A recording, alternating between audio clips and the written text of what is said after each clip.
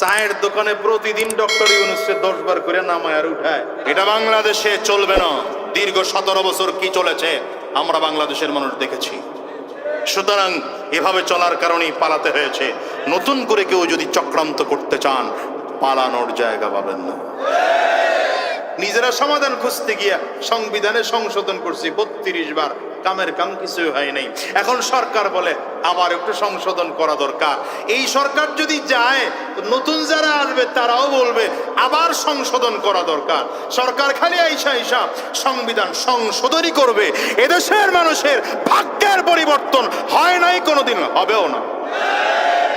তবে বলি, যদি ভাগ্যের পরিবর্তন করতে চাও তাহলে সংবিধান সংশোধন নয়, কোরআনকে সংবিধানের জায়গায় বসাও। খোদার কসম করে বলি, এদেশে শান্তি আসতে বাধ্য। আমি আমার সরকার প্রধানকে বলবো, আলহামদুলিল্লাহ 8-9 মাসে আপনার একটা সুনাম আছে বাংলাদেশে। আমরা স্বাধীনতার পর থেকে আলহামদুলিল্লাহ এমন শাসক পাইনি। আপনার সুনাম আছে, সুনামটা ধরে রাখেন, বদনাম হতে দিয়েন না। মনে রাখবেন, আমার এই বাংলাদেশ এত গর্বের বাংলাদেশ। আমি আমার এই বাংলাদেশকে নিয়ে গর্ব করি। এখানে এমন মা আছে যেই মায়ের গর্ভ থেকে শর্ষিনান নিসার উদ্দিন জন্মগ্রহণ করে। এমন মা আছেন যেই মায়ের গর্ভ থেকে এই মুকামিয়ার হাসান সাহেব জন্মগ্রহণ করেন। এমন মা আছেন যেই মায়ের গর্ভের মাধ্যমে কায়েদ সাহেব হুজুর জন্মগ্রহণ করেছিলেন। এমন মা আছেন বাংলাদেশে যে মায়ের গর্ভ থেকে চরমনার ইসহাক রহমতুল্লাহ আলাই জন্মগ্রহণ করেছিলেন। এমন মা বাংলাদেশে আছে যেই মায়ের গর্ভ থেকে সৈয়দ ফজলুল করিম কুতুবুল আলম জন্মগ্রহণ করেছেন। এমন মা বাংলাদেশে আছেন যে মায়ের গর্ভ থেকে সদর সাহেব হুজুর জন্মগ্রহণ করেছেন। এমন মা বাংলাদেশে আছেন যে মায়ের গর্ভ থেকে হাফিজ হুজুর জন্মগ্রহণ করেছেন। এমন মা বাংলাদেশে আছে যে মায়ের গর্ভ থেকে শাইখুল হাদিস আল্লামা আজিজুল হক জন্মগ্রহণ করেছেন। এমন মা বাংলাদেশে আছেন যে মায়ের গর্ভ থেকে মুফতি ফজলুল হক আমিনী জন্মগ্রহণ করেছেন। এমন মা বাংলাদেশে আছেন যে মায়ের গর্ভ থেকে শাইখুল ইসলাম আল্লামা আহমদ শফি জন্মগ্রহণ করেছেন। এমন মা বাংলাদেশে আছেন যে মায়ের গর্ভ থেকে শাইখুল ইসলাম আল্লামা জুনাইদ বাবু নগরী জন্মগ্রহণ করেছেন। এমন মা বাংলাদেশে আছেন যে মায়ের গর্ভ থেকে আল্লামা মামুনুল হক জন্মগ্রহণ করেছেন। এমন মা বাংলাদেশে আছেন যে মায়ের গর্ভ থেকে বর্তমান পীর সাহেব চরমনাই মুফতি সৈয়দ রেজাউল করিম জন্মগ্রহণ করেছেন। এমন মা বাংলাদেশে আছেন যে মায়ের গর্ভ থেকে বাংলার সিংহ মুফতি সৈয়দ ফয়জুল করিম জন্মগ্রহণ করেছেন। সুতরাং কোটি কয়েক নাস্তিক আর মুরতাদ আর চরিত্রহীন কথা, আমার মা, আমার বোন, আমার চরিত্রের হাজার হাজার ওলিয়া উলিয়াদের মা চলতে পারে না।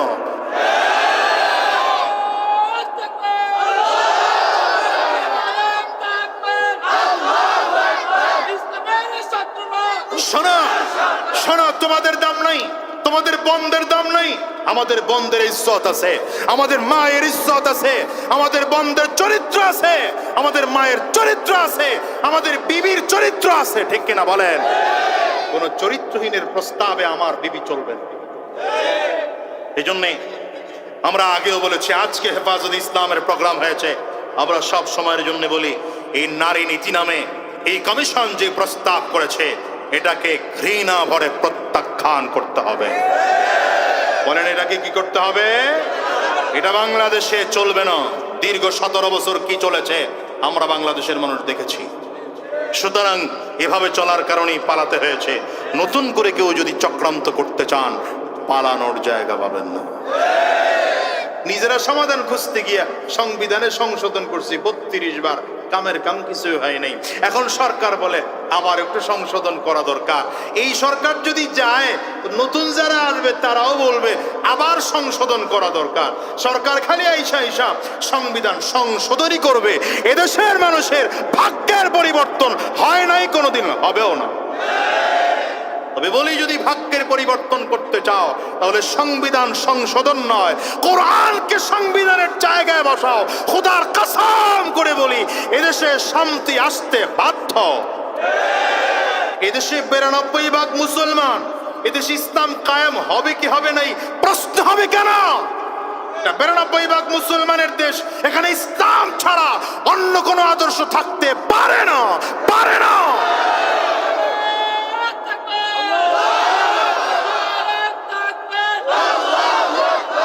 এখন নতুন করে সংবিধান সংস্কার করা হবে। আমাদের দেশের নারী কমিশনের লোকজন এরা প্রস্তাব পেশ করলে আমি প্রস্তাব দিতে চাই, আমি আমার সরকারের কাছে প্রশ্ন করতে চাই, এই 5ই জুলাইয়ের 5 আগস্টের গণ অভ্যুত্থানে এদেশের ওলামায়ে কেরামদের সিংহভাগ অবদান ছিল। কি কথা বলেন না কেন? কাদের অবদান ছিল? ছাত্র ভাইদের সাথে ওলামায়ে কেরাম যেই পরিমাণ অতপ্রতভাবে নেমেছে, এই পরিমাণ কেউ নামে নাই। বিশেষ করে এ বাংলার জিন্দা আমার শেখ চরমনাই মুফতি সৈয়দ ফয়জুল করিম ঢাকা রাজধানীর রাজপথে নেমেছে, আমিও নেমেছিলাম। সেদিন যদি আঘাত আসতো তো আমার হয়ে যেত, শেখ চরমনাইও যাত্রা হয়ে যেতেন। কিন্তু বলেন, এই সংস্কার করা হচ্ছে, এখানে 5 জন আলেমরা নেওয়া হয়েছে। আজকে আমার দেশের নারী কমিশন সংস্থা এরা প্রস্তাব পেশ করছে। জানেন প্রস্তাবগুলো কি? আপনাদের কাছে 1-2টা প্রস্তাব দেওয়া জানা আছে হয়তো। প্রস্তাবগুলোর আহারে এগুলো নিয়ে আলোচনা করলে এখন আবার সময় লম্বা হয়ে যাবে, আমি বলবো না, এগুলো সব বলার সময় নেই। আর আপনারা সব বুঝবেনও না, গ্রামের মানুষ তো, গ্রামের মানুষ। তবে অবশ্য এখন গ্রামের পলিটিক্স ভালো চলে। চায়ের দোকানে প্রতিদিন ডক্টর ইউনূসকে 10 বার করে নামায় আর উঠায়। কি কথা না গিয়ে শহরের লোকজনদের থেকে এখন দেখি বেশি পলিটিক্স বুঝে আমাদের দেশের এই চায়ের দোকানের লোকজন। সেখানে যে প্রস্তাবগুলো দেওয়া হয়েছে এর মধ্যে একটা প্রস্তাব হচ্ছে যে ছেলেরা যদি 4 বিয়ে করতে পারে, মেয়েরা কেন পারবে না? বুঝা বলছেন না? নাউজুবিল্লাহ। হ্যাঁ, বুঝা বলছেন না? বুঝা বলছেন? ছেলেরা ইসলামের বিধান অনুযায়ী বিয়ে করতে পারে কয়টা? সর্বোচ্চ কয়টা? তবে শর্ত আছে। আপনি চাইলেই যে বিয়ে করবেন। আমাদের দেশের দ্বিতীয় বিয়ে করার সিস্টেমটা হলো আগের বউয়ের খবরটা বললে না, কথা বলেন। আগের বউয়ের সাথে ঝগড়া হয়েছে, ঝামেলা হয়েছে, ভেজাল হয়েছে, এটা গ্রামের ওই কুরের ঘরের মধ্যে রেখে দিছে। নতুন করে যেটারে বিয়ে করছে, বাকেরগঞ্জ শহরে গিয়া আলাদা ফ্ল্যাট ভাড়া নিয়ে সেই গিন্নিকে নিয়ে থাকে, আর দামি দামি বাজার করে তারে খাওয়ায়, আর কয় জান তুমি আমার দুনিয়ার সব। জুতার পিটা দরকার এগুলো। এটা দ্বিতীয় বিয়ে না, এটা জুলুম করেছো তুমি। এই দ্বিতীয় তৃতীয় বিয়ে করার শর্ত 3টা। ওলামায়ে কেরাম বলেছেন কয়টা? 3 শর্ত পাইলে 2 বিয়ে, 3 বিয়ে, 4 বিয়ে করা যাবে। এর মধ্যে 1 নম্বর শর্ত হলো আপনার 2 বিবি বা 3 বিবি বা 4 বিবি চালানোর শারীরিক সক্ষমতা থাকতে হবে। দ্বিতীয় নম্বর, 2 বউ 3 বউ চালানোর মতো অর্থও থাকতে হবে। টাকা পয়সা নাই, বিয়ে করে বেরিয়েছে যে ঢাকায় একটা পাইছি, এটা 4 বিয়ে করছে, 4 বউরে দিয়া 4 জায়গায় ভিক্ষা করায়।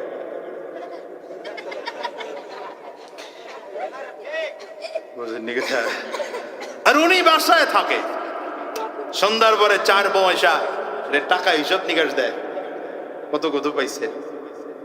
হলো আমাদের দেশের সিস্টেম। আল্লাহ মাফ করুক এই জাতির। কয়টা গেল? 1 নম্বর শর্ত কি বললাম? ভুলে গেছে কত? দ্বিতীয় নম্বর আর্থিক সক্ষমতা। 3 নম্বর ইনসাফ করার মতো যোগ্যতা। ইনসাফ করার যোগ্যতা না থাকলে দ্বিতীয় বিয়ে করা, এটা দেখেন আমার এক উস্তাদ আছেন ঢাকাতে, তিনি 2 বিয়ে করেছেন। একবার আমি গেলাম হুজুরের সাথে সাক্ষাৎ করার জন্য, দেখি দোকানে বসে কিছু কিনতেছেন উনি। যে কাঁচা বাজার করতে গিয়ে কদু কিনছেন, কদু। হ্যাঁ, লাউ চিনেন, কদু চিনেন না মিয়া? হ্যাঁ, কদু কিনছে তো। কদু কিনে দোকান 2টা কদু কিনে দোকানদারের কয় মাঝখানে লম্বা করে ফাড়বে। আরই না দিগলা বাইলে লম্বা করে ফাড়ছে। লম্বা করে ফাইডা এইটার অর্ধেক ওইটার অর্ধেক 1 ব্যাগে ঢুকাইছে, আর 2টা অর্ধেক আরেক ব্যাগে। এইটা দরকার কি ছিল? 2টা লাউ তো একই রকমই, কাছাকাছি। এক পাশে একটা ছোট গেল, আরেক জায়গায় বড় গেল, অসুবিধা না। রে ঝামেলা কি ঝামেলা? বলে আমি যদি আস্তা করে লাউ পাঠাই, একটা আস্ত লাউ পাঠাই, তাইলে আরেক ঘরের লোক মনে করবে মনে হয় ওই ঘরেরটা বড়। আমি যদি 2 ওটা কিনা অর্ধেক অর্ধেক পাঠাইলাম, যেন বুঝে যে ওই ঘরেরটাও কেমন। আবার এও জন্য বুঝি এই ঘরেরটা কেমন। এটা হচ্ছে ইনসাফ। এই শর্ত থাকলে 2 বিয়ে করা যায়, 3 বিয়ে করা যায়, ইসলামের 4টাও বিয়ে করা যায়। যা হোক, এটা মূল উদ্দেশ্য না। মূল উদ্দেশ্য হলোই এখন প্রস্তাব হচ্ছে পুরুষ যদি বিয়ে একাধিক করতে পারে, মহিলা কেন পারবে না? আচ্ছা, আমি আপনাদেরকে বলি, একটা ছোট্ট যুক্তি জিজ্ঞাসা করি, আপনারা উত্তর দিবেন আমাকে। একজন পুরুষ এই বিধান মেনে, শরীয়ী বিধান মেনে 4টা বিয়ে করেছে, কোনো সমস্যা আছে? এই 4 বিবির কাছ থেকে 1 বছরে 4 সন্তান চাইলো স্বামী, কোনো সমস্যা আছে? 4 বিবি 4টা সন্তান দিতে পারবে কি পারবে না? এই 4 সন্তানের বাবার পরিচয়, মায়ের পরিচয়, কোনো ঝামেলা আছে? কথা কয় না। কোনো ঝামেলা আছে? ঝামেলা। কিন্তু যদি বলেন যে এই এক মহিলা 4 বিয়ে করবে, মহিলা কয় বিয়ে করবে? কথা কয় না। এখন 4 স্বামী বলতেছে আমাকে অন্তত বছর একটা বাচ্চা দাও। এখন বিয়ে করছি বাচ্চার জন্য, কি কথা কয় না? বিয়ে করার পরে মানুষের প্রথম স্বপ্নই থাকে আমার একটা সন্তান হবে, ভবিষ্যৎ আমার কি বলে বংশধর হবে। তো 4 স্বামীরে বাচ্চা দিব কখন? হ্যাঁ, 4 স্বামীরে যদি বাচ্চা দিতে হয় তাহলে মিনিমাম কয় বছর লাগবে? তো 4 বছর একটা মানুষ বাঁচেনি, কখন নিমইরা যায় খবর আছে? এরপরে মনে করেন প্রথম বছর যে বাচ্চা দিল, কোন স্বামীর বাচ্চা এটা? এই বাচ্চার বাপ কয় নম্বরটা? কথা কয় না। এখন ধরে নেন যে বললো না এটা প্রথম স্বামীর, বাকি 3টাই মহিলারা রাখবে না হাত পা ভাঙা পাঠাই দিব? বেটা বড়টা তোর বাজার বেশি দেয়, এর লেগে এটারও সন্তান দিছস, আমরা কি করছি? কথা বলেন না কেন? ইসলাম এটা আগের থেকেই জানে। আমার আল্লাহ জানে যে এই ঝামেলা হবে, এই মুশকিল হবে। একজন পুরুষ চাইলে 4 জন মেয়েকে রাখতে পারবে, কিন্তু একজন মেয়ে 4 পুরুষকে একই সাথে রাখা সম্ভব না।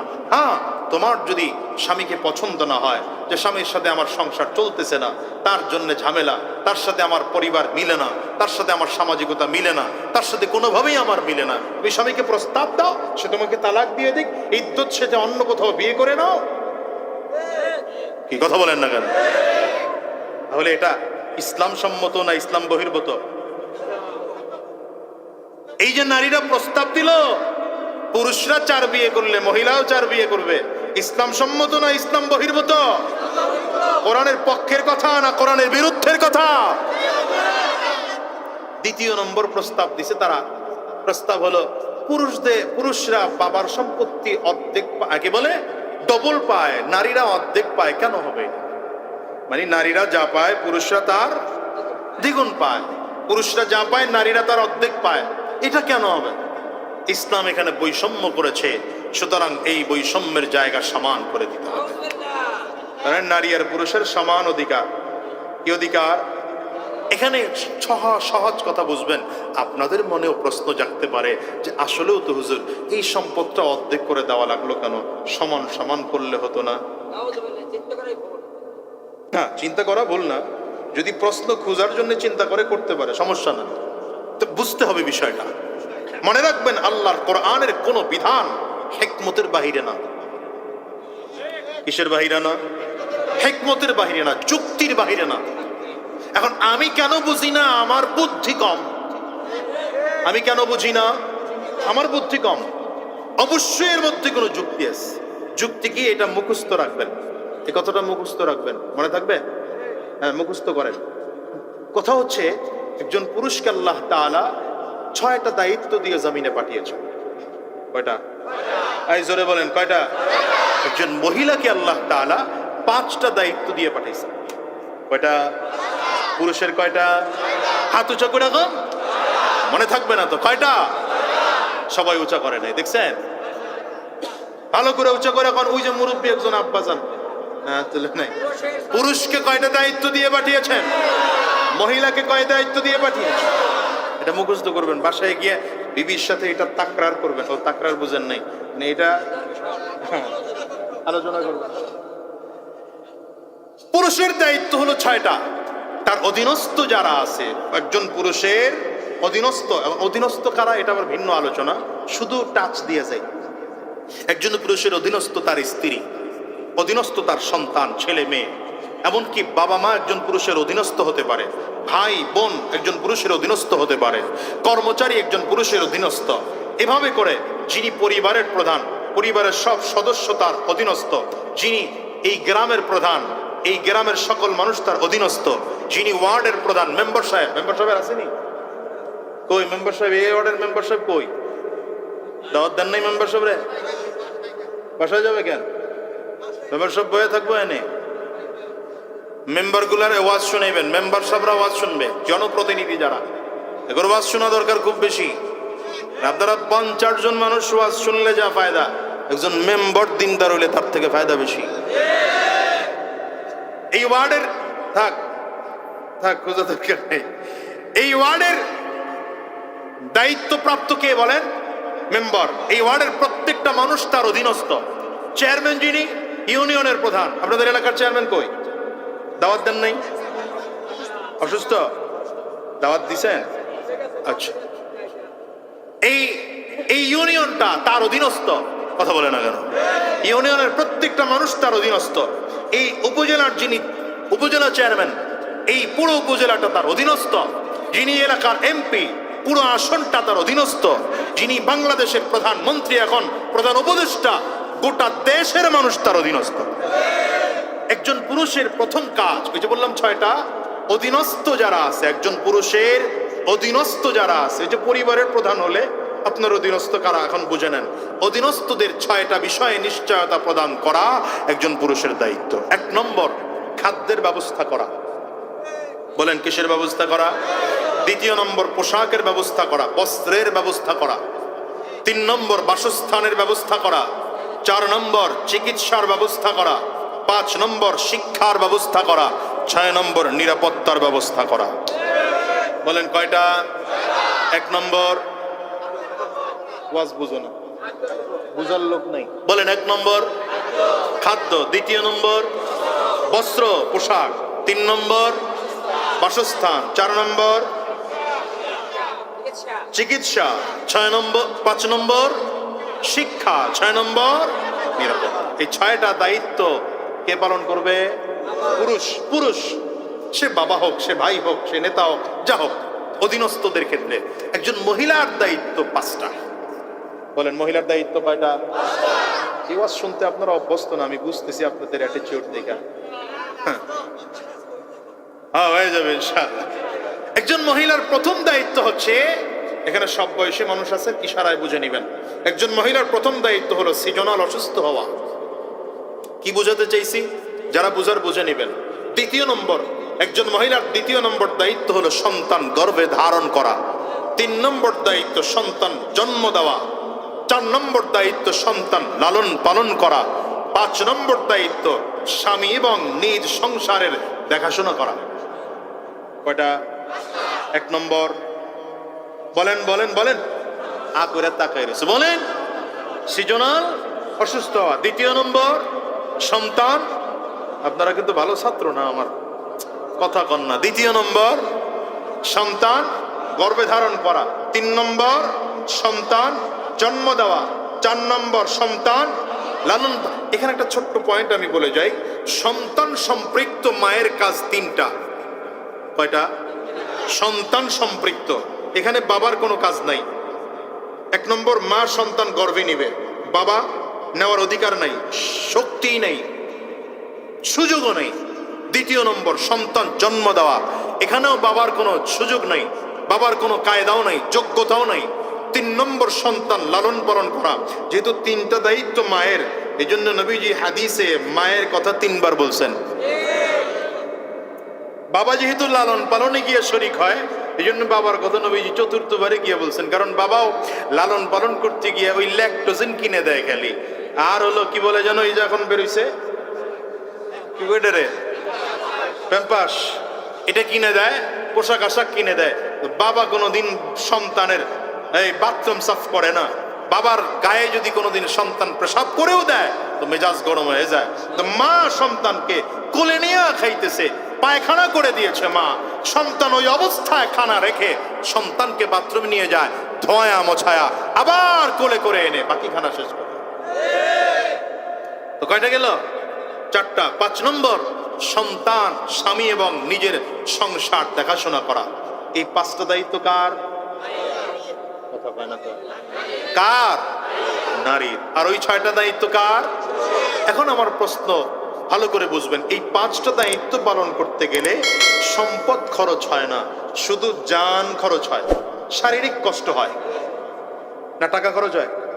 সন্তান গর্ভে নিতে টাকা লাগে, কিন্তু যদি চিকিৎসার দরকার হয় দায়িত্ব কার? স্বামীর, বিবির দায়িত্ব না। যদি আপনার অপারেশনও করতে হয়, সন্তান নরমাল হচ্ছে না, ডেলিভারি, তাহলে সিজারও করতে হলে স্বামীর খরচ না বউয়ের খরচ? এই 5 দায়িত্ব পালন করতে গেলে বিবি বা একজন মহিলার পুঁজি লাগে মাত্র একটা, শুধু জান। কিন্তু স্বামীর ওই 6 দায়িত্ব, পুরুষের ওই 6 দায়িত্ব পালন করতে গেলে জান লাগে, মালও লাগে। কি লাগে? জান মাল দুইটাই লাগে। কেন? আপনার ঘরে বাজার নাই, এখন বিবিরে খুব মুসাইতেছেন, আমি তোমার জনমের ভালোবাসি, আমি তোমার জন্য কলিজা কাইটা দিতে পারি। বিবি কইবে পক সক বাদ দিয়া বাজারে যাও। কি কথা বলেন না কেন? পুরুষের কি লাগে? জানও লাগে, মালও লাগে। মহিলার কি লাগে? শুধু জান। যেহেতু পুরুষের পুঁজি 2টা, তাহলে বাবার সম্পত্তি দ্বিগুণ, মহিলার পুঁজি একটা, বাবার সম্পত্তি অর্ধেক। বুঝে নাই? ইসলাম বৈষম্য করেছে, ইসলাম বৈষম্য করেছে। এবার আসেন, ইসলাম এখান থেকে না কমায়া দিল? আরে ভাই, দায়িত্বের দিক থেকেও মেয়েকে কত কমিয়ে দিল। শুধু তাই না, ইসলাম নারীর জন্য অধিকার দিয়েছে। একজন নারীকে লালন পালনের টোটাল দায়িত্ব তার বাবার, বাবার অবর্তমানে ভাইয়ের। যখন এই মেয়েটাকে বিয়ে দেওয়া হলো, টোটাল দায়িত্ব তার স্বামীর।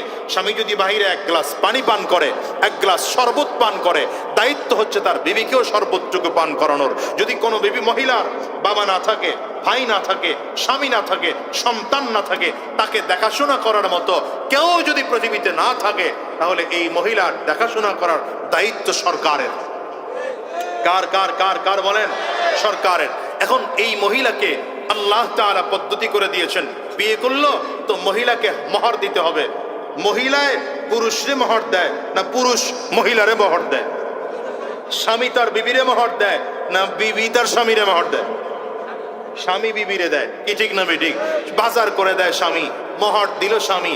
ওই অফিসের চান্দা, অফিসের বস আসছে দেখাশোনা করা, শ্বশুর বাড়ির লোক আসছে বাজার করা, মসজিদের চান্দা, মাহফিলের চান্দা, মাদ্রাসার চান্দা, অমুক জায়গার সমস্যা, এই জায়গার সমস্যা, সব দায়িত্ব কার?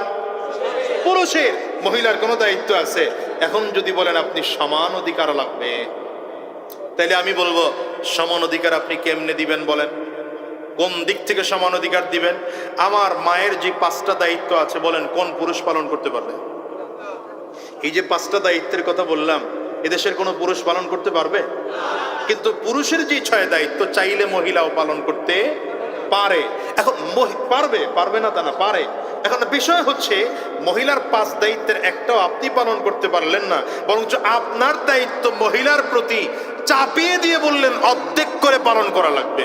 পুরুষ যদি এমপি হয়, তাহলে মহিলারও এমপি হওয়া লাগবে। এজন্য তারা 300 আসনে 600 এমপি বানাইতে চায়। এখন আপনি যদি বলেন পুরুষ চেয়ারম্যান, তো মহিলাও চেয়ারম্যান হওয়া লাগবে। পুরুষ মেম্বার, তো মহিলাও মেম্বার হওয়া লাগবে। পুরুষ 50 কেজির বস্তা মাথায় নিয়ে বহুদূর হেঁটে যায়, তো মহিলাকেও 50 কেজির বস্তা নিতে হবে। পুরুষ ভ্যান চালায়, মহিলাকে ভ্যান চালাইতে হবে। পুরুষ ঠেলা গাড়ি চালায়, মহিলাকেও ঠেলা গাড়ি চালাইতে হবে। পুরুষ ওয়াজ মাহফিল করে, মহিলারও ওয়াজ মাহফিল করা লাগবে। এই আইন যদি পাশ করে দেন, তাহলে আমার মা বোনদেরকে সমান অধিকার দেওয়া হবে না, বরঞ্চ তাদের প্রতি জুলুম করা হবে। আর সমান অধিকার পৃথিবীর কোনোদিন কাউকে দেওয়া সম্ভব না। এই যে আপনার আমার মধ্যে সমান অধিকার আছে বলেন তো? আমার মধ্যে আপনাদের মধ্যে সমান অধিকার আছে? আমি কোথা থেকে আসছি, বরিশাল থেকে অথবা ঢাকা থেকে আসছি, আমি আপনাদের এলাকার অপরিচিত মানুষ, আমার সামনে চেয়ার দেওয়া হলো, দামি চেয়ার, সব থেকে ভালো চেয়ার, অথচ সভাপতি সাহেবের চেয়ারটাও প্লাস্টিকের। যারা দিছেন আবার রাগ করেন না, বুঝানোর জন্য বলতেছি। আমার সামনে মাইক্রোফোন দেওয়া হলো, অথচ আপনাদেরকে নিচে বসতে দেওয়া হলো। কই, আপনার আমার মধ্যেও তো সমান অধিকার নেই? আছে? কিন্তু আপনারা কি রাগ করলেন? কেন রাগ করেন নাই বলেন তো? সমান অধিকার নাই ঠিক আছে, কিন্তু ন্যায্য অধিকার আছে। এখন যদি কেউ এসে বলে জানি আমরা এলাকার মাতব্বর মানুষ, এলাকার ভদ্র সভ্য মানুষ, এলাকায় আমাদের সম্মান আছে, আমরা না, কারণ হচ্ছে এখানে যদিও সমান অধিকার নেই কিন্তু ন্যায্য অধিকার আছে। ন্যায্য অধিকার কি? যিনি আলোচনা করবেন তাকে একটা চেয়ারে বসতে হবে, তার জন্য মাইক্রোফোন লাগবে, তাকে একটু উঁচু জায়গায় বসতে হবে। যিনি শ্রোতা তারা নিচে বসবে, এটাই স্বাভাবিক। এখানে যদিও সমান অধিকার নেই কিন্তু ন্যায্য অধিকার আছে। এই জন্য কারো প্রতি কেউ ক্ষিপ্ত না। ইসলাম বুঝাতে চায় নারী আর পুরুষের মধ্যে কোনোদিন সমান অধিকার হতে পারে না, তবে ন্যায্য অধিকার হবে। ইসলাম নারী আর পুরুষের মধ্যে ন্যায্য অধিকার প্রতিষ্ঠিত করতে চায়। আচ্ছা, এখন পর্যন্ত যা বললাম এটা ভালো। এরপরে তাদের প্রস্তাব হচ্ছে, এই প্রস্তাবটা মুরব্বীরা জানবেন কিনা আমি জানি না, মহিলাদের প্রস্তাব হচ্ছে যাদের আমাদের দেশে যারা পতিতা আছে, পতিতাদের কি করতে হবে? তারা শ্রমিক, তারা শ্রমিক, এটার স্বীকৃতি দেওয়া লাগবে। নাউজুবিল্লাহ যারা বলেন নাই প্যাকেট করে ধুয়ে দেন, আগামী বছর নাউজুবিল্লাহ বললেন আর কি। আমি আপনাদেরকে প্রশ্ন করি, বলেন এদেশে চুরি যারা করে, আপনাদের এলাকার চেয়ারম্যান সাহেবের কাছে গিয়ে যদি চোর অ্যাপ্লিকেশন করে আমি যে চুরি করি এর স্বীকৃতি দেওয়া লাগবে, আমি বৈধ চোর। কি করে খাই? আমি কাজ করে খাই, আমাকে এটা স্বীকৃতি দিবেন। আমার জন্য কেউ না লড়ায়, আমার জন্য কেউ না পিটায়, মারধর না করে, আমি যেখানেই চুরি করতে যাব আমার স্বাধীনতা দিবেন। এটা আমার শ্রম দিয়ে কাজ করতেছি, আমার চুরির বৈধতা দিবেন নাকি আপনারা? একজন মানুষ ডাকাতি করছে, ডাকাত যদি এসে আপনার কাছে বৈধতার লাইসেন্স চায়, পারমিশন চায়, দিবেন?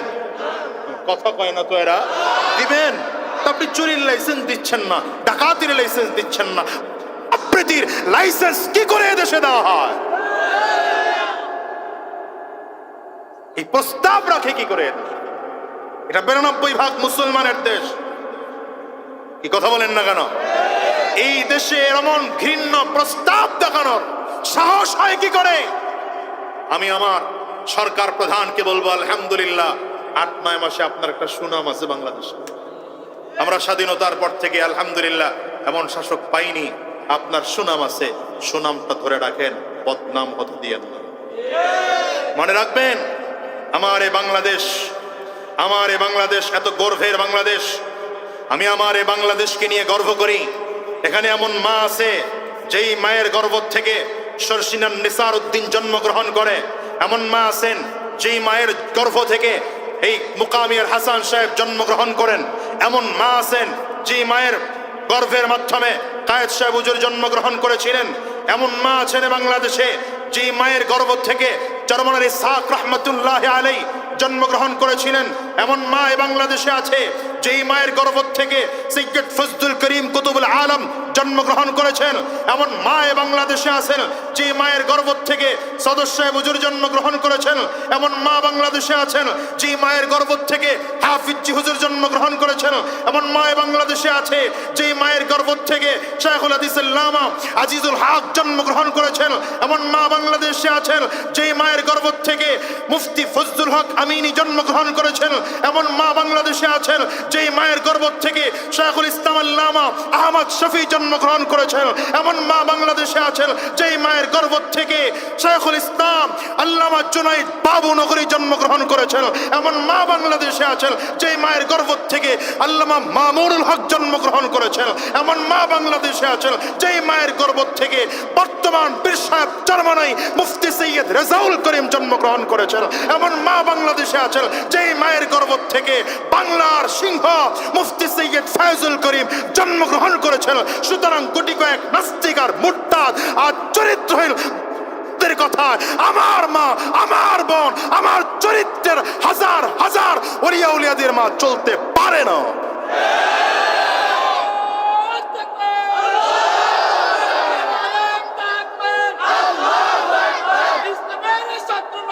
শোনা শোনা, তোমাদের দাম নাই, তোমাদের বন্ধের দাম নাই, আমাদের বন্ধের ইজ্জত আছে, আমাদের মায়ের ইজ্জত আছে, আমাদের বন্ধের চরিত্র আছে, আমাদের মায়ের চরিত্র আছে, আমাদের বিবির চরিত্র আছে, ঠিক কিনা বলেন? কোন চরিত্রহীনের প্রস্তাবে আমার বিবি চলবে না। এই জন্যে আমরা আগেও বলেছি, আজকে হেফাজত ইসলামের প্রোগ্রাম হয়েছে, আমরা সব সময়ের জন্য বলি, এই নারী নীতি নামে এই কমিশন যে প্রস্তাব করেছে এটাকে ঘৃণা ভরে প্রত্যাখ্যান করতে হবে। বলেন এটাকে কি করতে হবে? এটা বাংলাদেশে চলবে না। দীর্ঘ 17 বছর কি চলেছে আমরা বাংলাদেশের মানুষ দেখেছি। সুতরাং এভাবে চলার কারণেই পালাতে হয়েছে। নতুন করে কেউ যদি চক্রান্ত করতে চান, পালানোর জায়গা পাবেন না।